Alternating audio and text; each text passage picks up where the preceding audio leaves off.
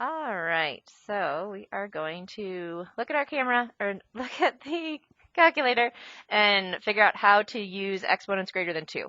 So that's what everybody's question was yesterday. So if I have the number 8 raised to the 4th power, you press your number 8, and then there's this up caret button right here.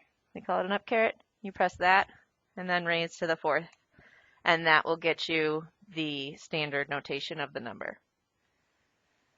The trick to this, if you have a negative number raised to a power, so like -5 raised to the 6th power, you have to put that negative in parentheses or it may give you the wrong answer. So if I had like -5, close parentheses, raised to, and I'll show you an example, let's do to the 5th power.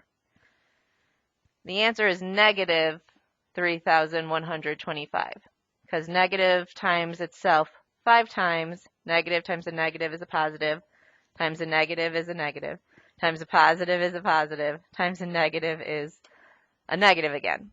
But if I do not put it in parentheses, what it does is it raises the 5 to the power. Oh, and then it multiplies by -1.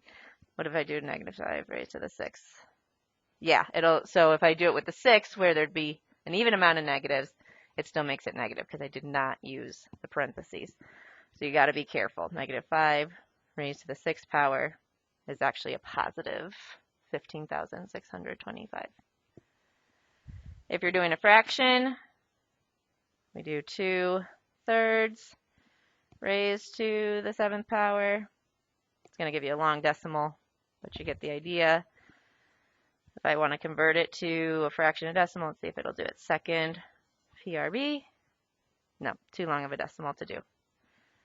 What if I did 2/3 raised to the 3rd power? That might be a little easier. Then it puts it in your fraction.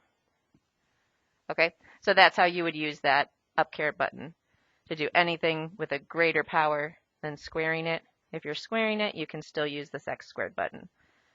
5 squared, 6 squared, and so on. Okay, so that's how you would use that up caret on the calculator.